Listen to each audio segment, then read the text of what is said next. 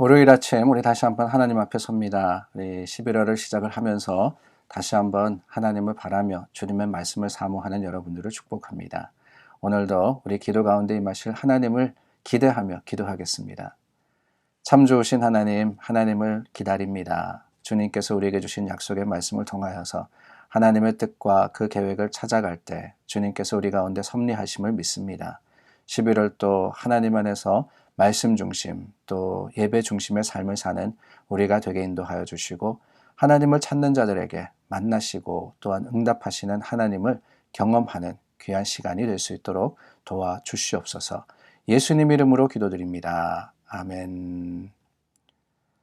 찬송가 79장입니다. 79장 찬송 우리 함께 마음으로 또한 입술로서 따라 찬양하겠습니다.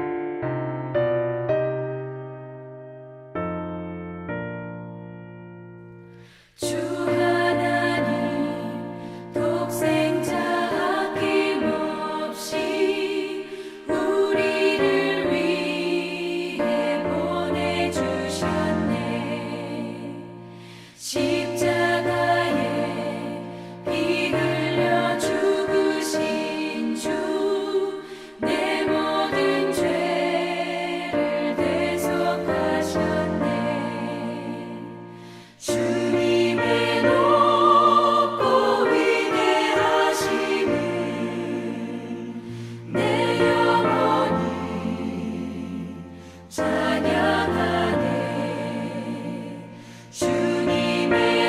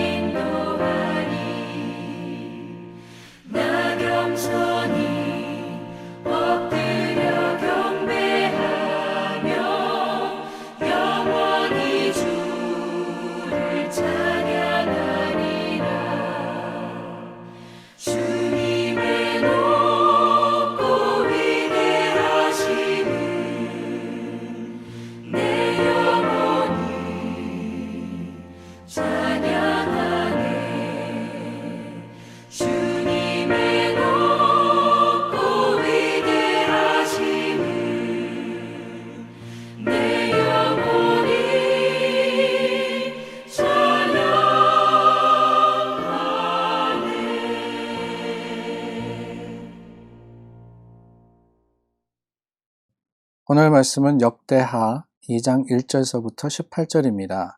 역대하 2장 1절서부터 18절 말씀 중에 9절까지 제가 읽겠습니다. 솔로몬이 여호와의 이름을 위하여 성전을 건축하고 자기 왕위를 위하여 궁궐 건축하기를 결심하니라. 솔로몬이 이에 짐꾼 7만 명과 산에서 돌을 떠낼 자 8만 명과 이를 감독할 자 3,600명을 뽑고 솔로몬이 사절을 두로 왕 후람에게 보내어 이르되 당신이 전에 내 아버지 다윗에게 백향목을 보내어 그가 거주하실 궁궐을 건축하게 한 것 같이 내게도 그리하소서.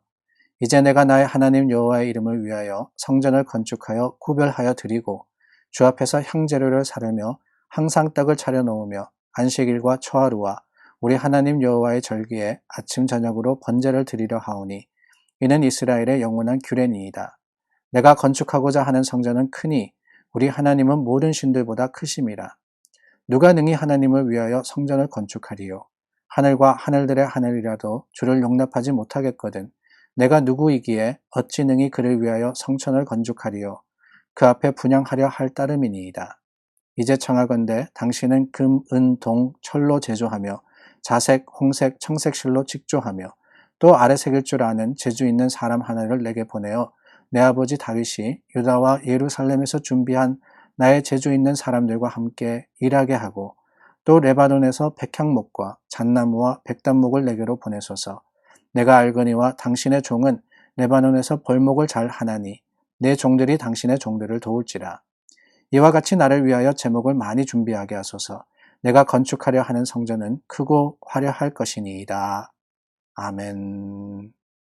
11월부터는 우리가 역대하를 나누게 됩니다. 역대하 말씀, 그 앞에 나오는 열왕기 상하와 그리고 역대 상하는 이 왕정 시대를 다룬 겁니다. 북이스라엘과 남유다의 왕들의 이야기를 다룬 책인데, 사실 우리가 이 열왕기와 또 역대기를 읽다 보면은 궁금한 생각이 듭니다.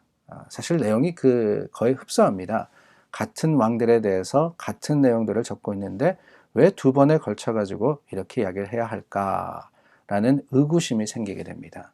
그 목적이 뭘까? 다른 것은 무엇이며 또한 동일한 이 주제는 어떤 것일까라는 생각이 드는데, 간단하게 말씀을 드리자면요, 앞에 나오는 열왕기 상하는 읽어보시면은 사실은 다윗과 솔로몬에 대한 이야기는 없습니다. 솔로몬 이후에 이스라엘이 남과 북으로 나누어집니다.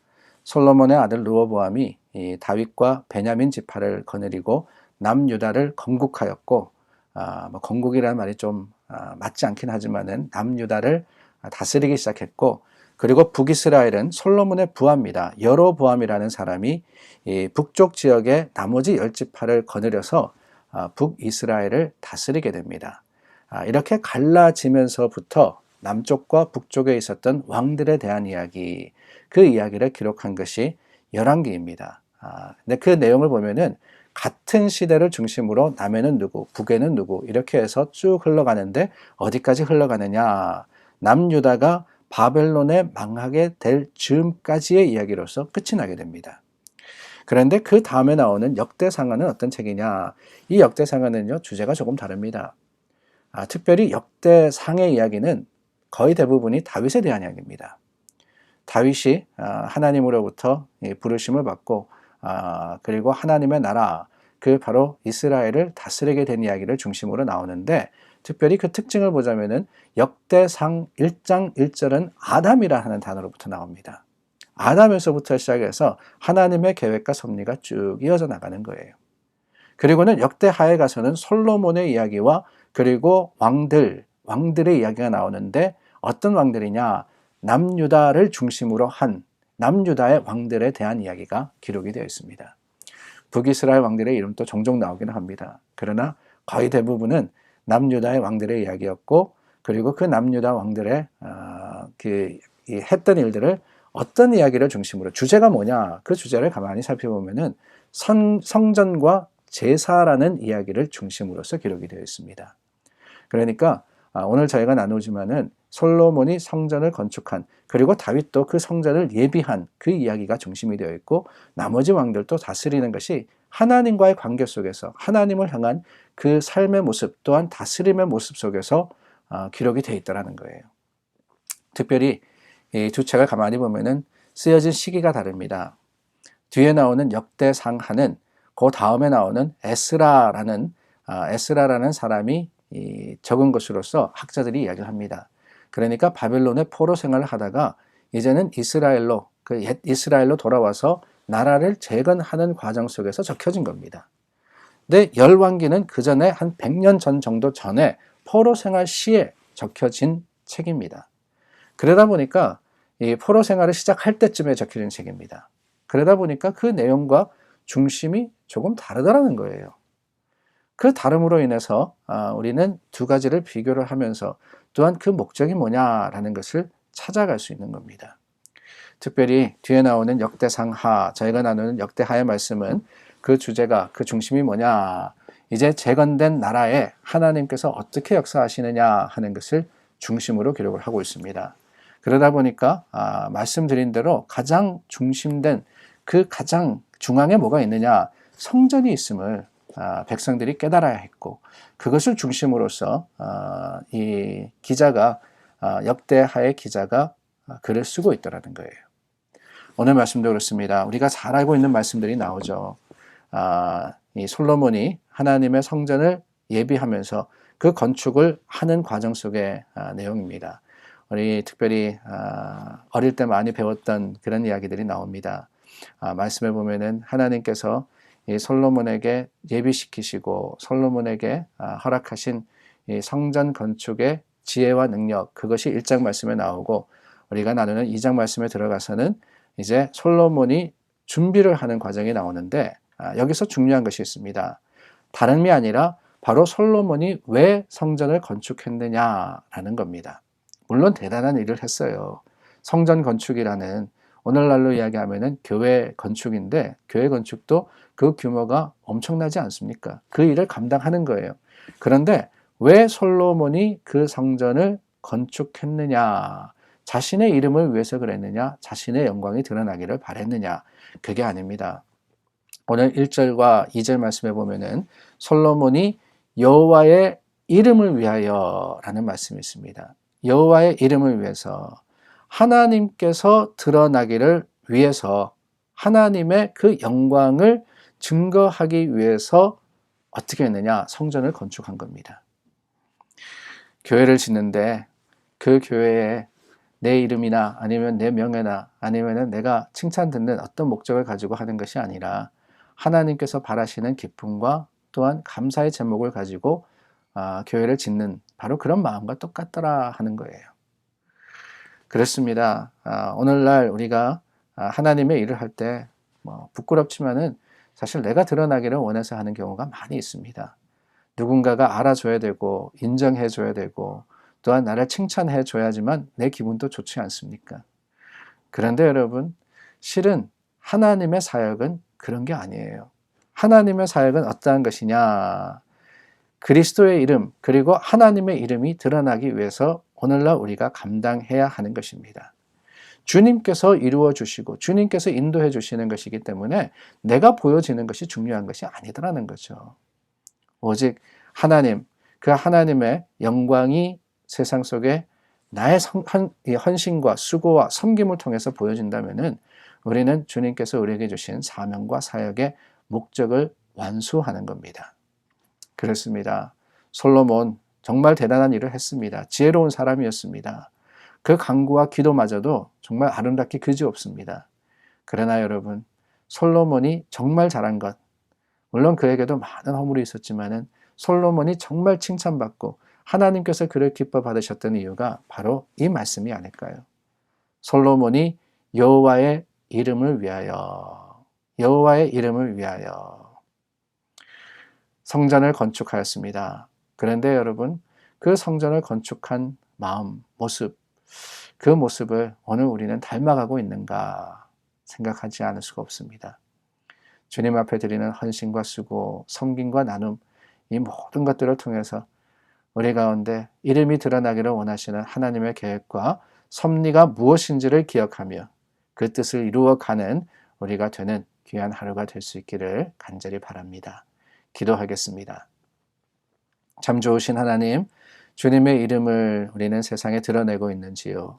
아니면은 내가 보여지고 내가 인정받기를 원하고 있는지요?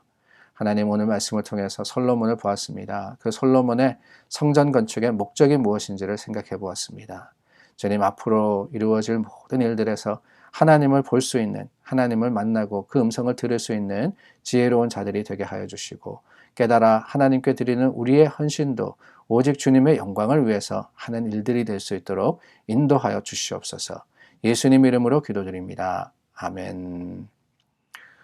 오늘도 우리 함께 기도합니다. 우리의 기도가 필요한 많은 분들이 계십니다. 항암 치료하시는 분들이 계십니다. 차영석 집사님, 박준식 집사님 위해서 기도해 주시고, 또한 우리 대상포진으로 참 고생하고 계시는 강영구 집사님 위해서 기도해 주시고, 서정순 집사님께서 허리 수술하시고 지금 치료 중에 계십니다. 완전한 회복을 위해서 기도합니다. 뿐만 아니라 몸이 불편하신 분, 또 마음이 연약한 많은 분들이 계시니 여러분들의 기도가 힘이 됨을 기억하며 우리가 함께 중보하여서 기도하겠습니다.